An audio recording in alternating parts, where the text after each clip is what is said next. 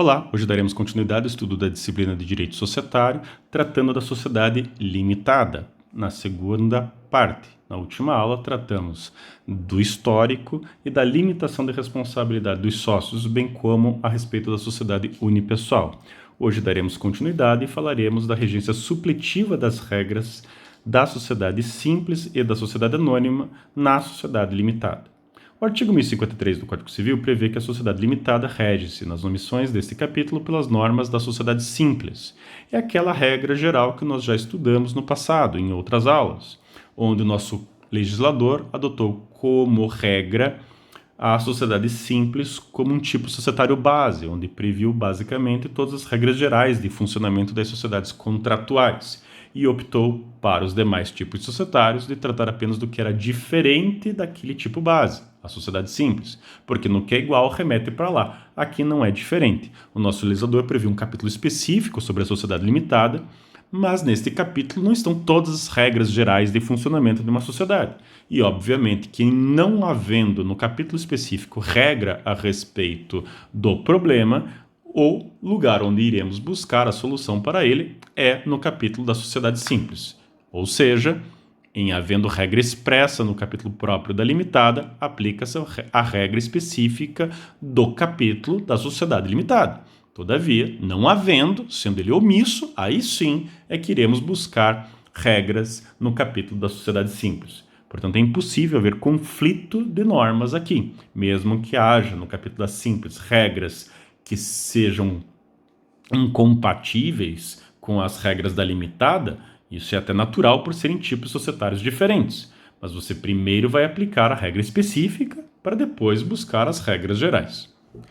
Prevê o nosso legislador ainda a possibilidade do contrato social prever como regência supletiva na sociedade limitada regras da sociedade anônima. Ou seja, caso no contrato social queira-se buscar uma influência, uma inspiração nas regras da sociedade anônima, podemos determinar a aplicação supletiva das regras da SA naquela sociedade limitada, desde que expressamente assim preveja o contrato social. Dica que dou, todavia, é de que não é adequado prever uma regra, uma cláusula geral de aplicação supletiva das regras da sociedade anônima, sem saber exatamente o porquê está fazendo isso.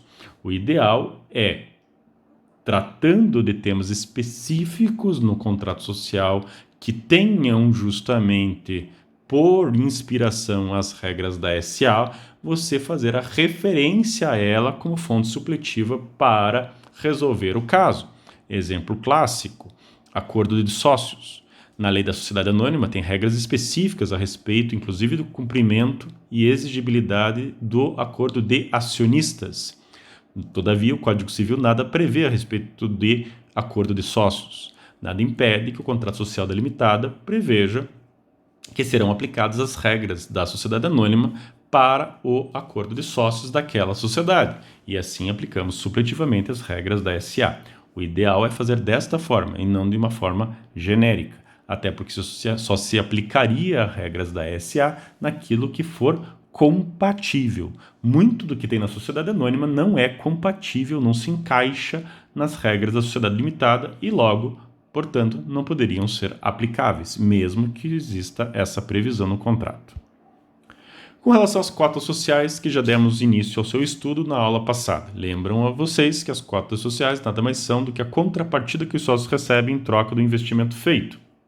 E o capital social, aquela expressão numérica em moeda correspondente ao valor dos bens transferidos pelos sócios à sociedade a título de investimento, é dividido em cotas, ou seja, o capital social é representado em cotas.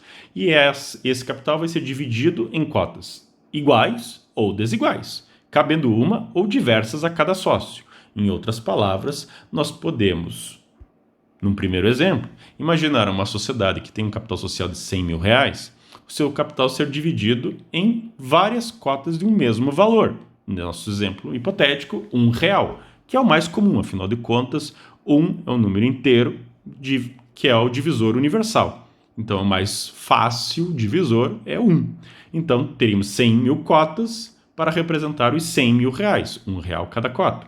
E imaginemos que temos 3 sócios. O primeiro sócio, o sócio A, ficaria com 60 mil cotas, de R$ 1 cada, o sócio B 25 mil cotas de R$ 1 cada e o sócio C teria 15 mil cotas de R$ 1 cada. Ou seja, o A investiria 60 mil reais, o sócio B investiria 25 mil reais, o sócio C investiria outros 15 mil reais e em troca disso receberiam cotas de valores equivalentes ao investimento feito, como contrapartida do investimento.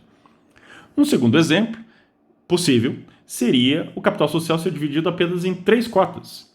Uma de valor de 60 mil reais de titularidade do sócio A, outra do valor de 25 mil reais de titularidade do sócio B e uma terceira cota no valor de 15 mil reais de titularidade do sócio C.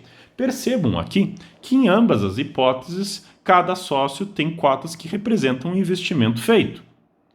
No primeiro caso, temos cotas iguais, cabendo diversas a cada sócio. No segundo exemplo, temos cotas de valores desiguais, cabendo uma a cada sócio. Tanto faz a combinação que nós quisermos, na medida em que a lei permite uma ou outra hipótese. A primeira, reconheço desde logo, é muito mais comum por ser mais fácil trabalhar com ela. Não que a segunda seja necessariamente errada ou ainda, até eventualmente no caso concreto, interessante. Vamos ilustrar isso. Imaginemos os exemplos que acabei de dar. No primeiro exemplo, temos essa seguinte hipótese. Uma sociedade limitada, com capital social de 100 mil reais, e esses 60 mil reais, 100 mil reais divididos em 3 conjuntos de cotas. O sócio A teria 60 mil cotas de R$ 1 cada, o sócio B teria 25 mil cotas de R$ 1 cada, e o sócio C teria um conjunto de 15 mil cotas de R$ 1 cada. Vejam, todas as cotas são iguais e tendo cada sócio várias cotas. Por que é mais fácil de trabalhar? Imaginemos que o sócio A queira transferir para o sócio B um total de 20 mil do seu investimento, da representação do seu investimento, ou seja, das suas cotas sociais. Nesse caso é muito fácil. Se ele tem 60 mil cotas, se ele quiser ceder 20 mil cotas para B, basicamente altera-se o contrato social para tanto, e o A passaria a ter 40 mil, e o B, que tinha antes 25, recebendo outras 20, passaria a ter 45 mil cotas. O sócio C, no nosso exemplo hipotético, permaneceria com os mesmos 15 mil e o capital continua sendo de 100 mil reais e apenas houve uma redistribuição da participação entre os sócios. Todavia, percebam aqui que nessa hipótese, o A antes tinha 60%. A sua vontade, numa eventual deliberação societária, prevaleceria sobre as vontades de B e C juntas. Afinal de contas, 60 mil reais contra 40 mil. 60% contra 40%. Agora, com a alienação das cotas, dessas 20 mil cotas de A para B, A passaria a ter 40 mil.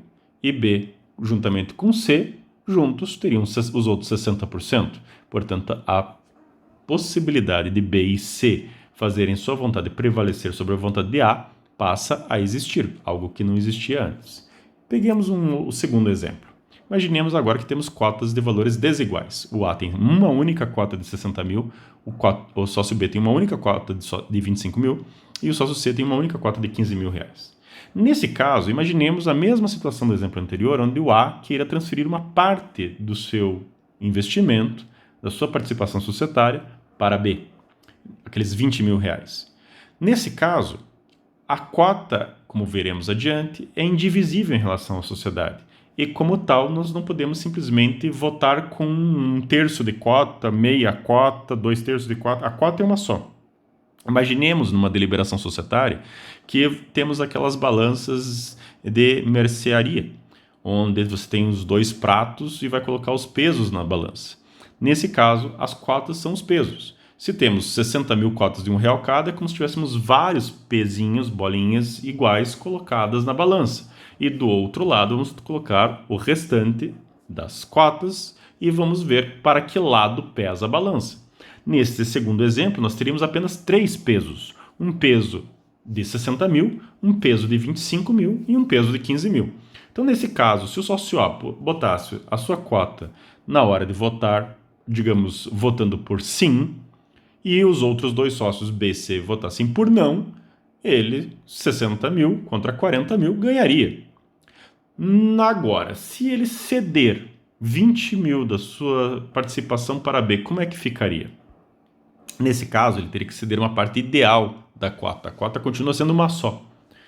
E, nesse caso, com 2 coproprietários. Portanto, C continuaria sendo o único titular da sua cota de 15 mil, o B continuaria sendo o único titular da sua cota de 25 mil, mas a cota de 60 mil agora teria 2 coproprietários em condomínio, o A e o B. O A com 40 mil, de um total de 60, e o B com 20 mil, de um total de 60. Portanto, na hora de votar, imaginemos que B e C votem pelo não. C coloca a sua cota de 15 mil do lado do não, o B coloca a sua cota de peso 25 do lado do não, fechou os 40 mil reais, e agora temos um peso único, indivisível, de 60 mil reais com 2 coproprietários. E agora temos que decidir para que lado da balança vamos colocar esse peso. E nesse caso, os sócios coproprietários da cota terão que decidir entre si, somente os dois, como esta cota vai se posicionar. E como temos uma questão de condomínio, quem tem a maior participação, propriedade deste bem, prevalece a sua vontade, faz prevalecer a sua vontade. Nesse caso, o A tem 40 mil de um total de 60 contra 20 de um total de 60 de B, portanto a vontade de A vai prevalecer a de B, e digamos que ele vote pelo sim, então o A poderá colocar na balança o peso de 60 mil. Ou seja, fará a sua vontade prevalecer. Mesmo que, olhando assim, o A tem 40 de um total de 100, pelo fato dele ter a maioria da cota, que vale 60 mil reais, ele faria prevalecer a sua vontade. Percebam que se tornou muito mais complexo o exemplo, muito mais difícil de trabalhar a seção de cotas, mas não é necessariamente algo ruim. Talvez fosse exatamente a intenção dos sócios nessa operação. O A queria ceder 20 mil da sua participação para B, só que sem correr o risco de não poder fazer prevalecer a sua vontade nas decisões da sociedade. Se ele cedesse 20 mil de um total de 60 mil cotas, isso não seria possível. Afinal de contas, ele passaria a ter 40 de um total de 60 mil cotas e, portanto, B e C juntos passariam a mandar na sociedade. Nesse segundo exemplo, mesmo ele cedendo 20 de um total de 60 para B, ele continuaria tendo a maioria da cota de 60 mil reais e, portanto, nessa cota quem manda é ele e, portanto, fazendo prevalecer a sua vontade. É uma estratégia. Portanto, não é uma coisa certa ou errada. As duas hipóteses, tanto do exemplo 1 quanto do exemplo 2, são admitidas na legislação. A hipótese primeira é mais fácil e simples o trato, por isso é mais popular, mas a segunda hipótese admitida na lei não necessariamente é ruim, apenas e tão somente mais rara. O artigo 1055 ainda prevê, no seu parágrafo 1º, que pela exata estimação de bens conferidos ao capital social, respondem solidariamente todos os sócios até o prazo de 5 anos da data do registro da sociedade. Primeira observação que faço. Voltemos ao 1052, que trata da limitação de responsabilidade dos sócios. Lembro a vocês que o capital social, ele, segundo 1052, é o critério de limitação de responsabilidade dos sócios. Em outras palavras, a limitação é pelo capital subscrito e ainda não integralizado. Uma vez integralizado todo o capital, não há que se falar de responsabilidade dos sócios. Mas enquanto o capital não estiver integralizado, todos os sócios continuam solidariamente responsáveis pelo que falta a integralizar. Então aqui, este parágrafo 1º trata exatamente do princípio da efetividade que estudamos em aula anterior do capital social. Por quê? Não basta dizer que o capital social está integralizado, ele deve efetivamente estar integralizado. Aquela hipótese de subscrever, prometer, transferir à sociedade 50 mil reais e como fará? Através da transferência de um bem, este bem, digamos que seja um veículo, os sócios afirmam que vale 50 mil reais no momento da transferência, mas numa avaliação correta, este bem valeria apenas, digamos, 20 mil reais. Bem, não adianta dizer que integralizou 50 mil. Se o carro vale 20, efetivamente está integralizado 20, falta 30 nesse meu exemplo hipotético. Portanto, mesmo que o contrato social diga que o capital social está totalmente integralizado, devemos investigar se isso é verdadeiro, porque se na verdade os bens transferidos à sociedade não valiam ao tempo da transferência o valor a eles atribuído, por esta diferença continuarão os sócios solidariamente responsáveis pelo prazo de 5 anos. Primeira observação que faço. Esse prazo de 5 anos é pela responsabilidade solidária. Aquele sócio que subscreveu os 50 mil e ainda não integralizou, este continuará respondendo mesmo após o prazo de 5 anos. Os demais sócios, que com ele solidariamente ficariam responsáveis pela integralização do capital, é que, passados 5 anos, não tem mais responsabilidade. Portanto, aqui, primeira observação, o prazo não é pela responsabilidade, o prazo é para a solidariedade. Respondem solidariamente todos os sócios até o prazo de 5 anos. E a segunda observação que faço é que este parágrafo só trata da questão da correta avaliação dos bens. Não diz respeito esse parágrafo nas hipóteses onde o capital social não esteja efetivamente integralizado por expressa disposição no contrato. Não é uma questão de avaliação, simplesmente o capital não está integralizado. Imaginemos que os sócios subscrevem a quantia de R$1 milhão a ser integralizado num prazo de 10 anos. Bem, nesse caso, o capital subscrito é de R$1 milhão. Quanto já foi integralizado? Foi sendo integralizado aos poucos, passados 2 anos já foi integralizado 200 mil, falta 800 mil ainda. Mas ainda tem 8 anos pela frente para integralizar, sim, e nesse período todo, enquanto não estiver efetivamente integralizado o capital, todos os sócios continuarão solidariamente responsáveis pela integralização. Pouco importa o prazo, porque aqui nós não estaríamos tratando de avaliação de bens, mas simplesmente o fato do capital não estar integralizado. Então, esse parágrafo primeiro é uma situação muito pontual e específica quanto ao princípio da efetividade, ou seja, não basta afirmar que o bem transferido vale uma quantia, mas ele efetivamente deve valer, quando da transferência, o montante a ele atribuído. Se não for verdadeira essa afirmação, pela diferença, continuarão os sócios respondendo solidariamente por 5 anos. Passado esse prazo, apenas aquele que transferiu o bem por valor superior ao que efetivamente valia. Parágrafo 2º. É vedada a contribuição que consiste em prestação de serviços. A sociedade limitada não admite sócios de serviço, sócios de trabalho. Obrigatoriamente, a contribuição na qualidade de sócio na sociedade limitada deve ser com bens, quaisquer bens suscetíveis de avaliação pecuniária, corpóreos ou incorpóreos, dinheiro, imóveis, veículos, uma marca, créditos, não importa qual seja o bem, mas deve obrigatoriamente a contribuição se dar com patrimônio, não apenas com trabalho. Por quê?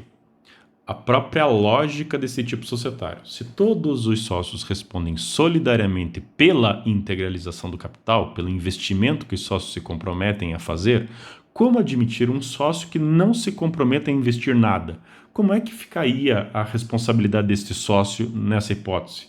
Seria completamente incompatível. Portanto, a regra é de que o investimento na limitada deve ser em bens. Não quer dizer com isso que o sócio não possa trabalhar em prol da sua própria sociedade. Mas esse não é um investimento que ele fará pela sua participação societária. Em troca do seu trabalho, ele terá direito a uma remuneração, que é o pro labore, pelo trabalho. Então aqui nós estamos tratando de que a participação societária não pode ter como contribuição apenas serviços, como ocorre, por exemplo, possivelmente na sociedade simples. A sociedade simples admite a contribuição de sócios apenas com trabalho. E nesse caso, o trabalho que ele desenvolverá lhe dará direito à participação nos lucros da sociedade, não pro labore, porque é essa contribuição que lhe dá para ser sócio, serviço. Na limitada, não. Na limitada, o investimento patrimonial que ele faz é que o qualifica como sócio. E, se além disso ele trabalhar em prol da sociedade, aí nesse caso ele terá direito a receber uma justa remuneração pelo trabalho, pelo serviço desenvolvido, que não tem relação direta com o investimento feito. 1056. A cota é indivisível em relação à sociedade, salvo por efeito de transferência, caso em que se observará o disposto do artigo seguinte. Aqui é o que eu expliquei a vocês, que em relação à sociedade a cota não é divisível. Exatamente porque, para efeito de deliberação societária, cota é uma só. Não quer dizer com isso não se possa transferir uma parte ideal da cota a outro sócio ou a terceiros. E daí criamos uma situação de condomínio de cotas, como já vimos, coproprietários de uma mesma cota. Parágrafo 1º. No caso de condomínio de cota, exatamente a hipótese que eu dei, os direitos a ela inerentes somente podem ser exercidos pelo condômino representante. Paremos aqui por enquanto. Então, naquele exemplo anterior, A e B são coproprietários da mesma cota de R$60 mil. Portanto, a sociedade só vai acolher a deliberação daquele que representar todos os condôminos, os coproprietários desta cota. E a primeira coisa que os condôminos, os coproprietários desta cota devem fazer é eleger dentre eles qual será o seu representante. E, obviamente, que a deliberação é por uma maioria. Naquele nosso exemplo anterior, o A tinha 40 de um total de 60, o B tinha 20 do total de 60. O A poderia muito bem decidir se auto-eleger como representante da cota, porque se o B quisesse fazer o mesmo, o A, 40 contra 20 de B, ganharia e ele faria a sua vontade prevalecer. Portanto, nesse caso, somente o representante da cota dos condôminos é que poderá exercer os direitos a ela inerentes na sociedade. Ou pelo inventariante do espólio do sócio falecido, imaginando que o espólio foi admitido na sociedade em substituição ao sócio falecido. Nesse caso, o espólio, massa patrimonial, tem como seu representante o inventariante, e nesse caso é o inventariante que representa o espólio na sociedade. Não quer dizer aqui que com o falecimento do sócio, numa sociedade limitada, os herdeiros ingressam automaticamente na sociedade ou que o espólio ingressa automaticamente na sociedade em substituição ao falecido. Não. As regras relativas ao falecimento estudaremos posteriormente, em aula futura, mas obviamente que a regra é que o sócio é o sujeito enquanto vivo. Depois de morto, a regra é de que herdeiro é credor e não sócio, como já vimos inclusive quando discutimos a questão da natureza jurídica das cotas. Agora, se concordarmos com o ingresso dos mesmos na sociedade, enquanto indiviso o espólio, enquanto não for feita a partilha entre os herdeiros, então é o inventariante que os representará na sociedade. Parágrafo 2º. Sem prejuízo do 1052, que trata da limitação de responsabilidade dos sócios, os condôminos de cota indivisa respondem solidariamente pelas prestações necessárias à sua integralização. Então imaginemos, naquele exemplo anterior, aquela cota de R$60 mil, subscrito R$60 mil. Imaginemos que temos os dois coproprietários, condôminos A e B, 40 mil para o A, 20 mil para o B. Imaginemos que o B tenha subscrito esses 20 mil do total de 60 e o A tenha subscrito os 40 mil do total de 60. O A cumpriu com a sua parte, B não. Ou seja, aquela cota de R$60 mil está parcialmente integralizada. Está faltando R$20 mil. Neste caso, tanto A quanto B responderiam solidariamente pelos 20 mil que está faltando, sem prejuízo da regra geral do 1052, onde todos respondem pelo que falta integralizar. Mas imaginemos hipoteticamente que o C, daquele exemplo anterior, o titular daquela cota de R$15 mil, tivesse integralizado totalmente a sua cota. Mesmo assim, ele continuaria respondendo solidariamente pelos 20 mil que está faltando. Neste caso, o credor, ao cobrar da sociedade, esgotando o patrimônio dela, não tendo satisfeito totalmente seu crédito, poderia ir atrás de todos os sócios pelo que falta a integralizar. Nesse meu exemplo hipotético, os 20 mil. Se cobrarem de C, o C teria que pagar, afinal de contas ele é solidariamente responsável, mas ele teria ação de regresso contra aqueles que se comprometeram a integralizar e não integralizaram. E nesse exemplo, agora, tanto A quanto B são titulares dessa cota não totalmente integralizada. E, portanto, o C poderia cobrar tanto de A quanto de B, em ação de regresso, os 20 mil que ele teve que suportar. Digamos que ele cobrasse de A. A pagaria, por ser responsável solidário, mas depois poderia ele, A, entrar com ação de regresso contra B, na medida em que era a parte de B dos 60 mil que não foi paga. Portanto, aqui nós teríamos uma cadeia de relações de responsabilidade pela falta de integralização. Artigo 1057. Na omissão do contrato, o sócio pode ceder de sua cota total ou parcialmente a quem seja sócio, independentemente da audiência dos outros, ou a estranho, se não houver oposição de titulares de mais de um quarto do capital social. Então, Vejam aqui que é na omissão do contrato. Portanto, o contrato social pode ter regras a respeito disso e, em havendo, aplica-se primeiro o que está no contrato. Só se aplica o artigo 1057 se o contrato social for omisso. E qual que é a regra que o legislador traz? Depende para quem se está transferindo a cota. O sócio pode ceder sua cota total parcialmente a quem seja sócio, independentemente da audiência dos outros. Em outras palavras, se um sócio quiser ceder suas cotas para outro sócio, basta ele e aquele que está adquirindo assim fazê-lo. Pouco importa a vontade dos demais sócios. A lógica por trás do legislador, se é que existe alguma, é que todos já são sócios entre si, não estaria ingressando nenhum estranho na sociedade e, portanto, não precisa ter a concordância de todo mundo. Basta que um sócio queira transferir sua cota para outro e assim fazê-lo. Agora, se a transferência da cota se der a estranhos, ou seja, se eu quiser vender, por exemplo, minha cota a alguém que não seja sócio da sociedade, daí, neste caso, essa transferência não é livre. Daí, não poderá haver oposição de titulares de mais de 1/4 do capital social. Em outras palavras, eu tenho que ter o apoio de pelo menos 3/4 do capital social para fazer a alteração e a transferência dessa cota a esse estranho. Aqui, portanto, vejam que é mais difícil o ingresso de um estranho na sociedade do que a transferência para quem já é sócio.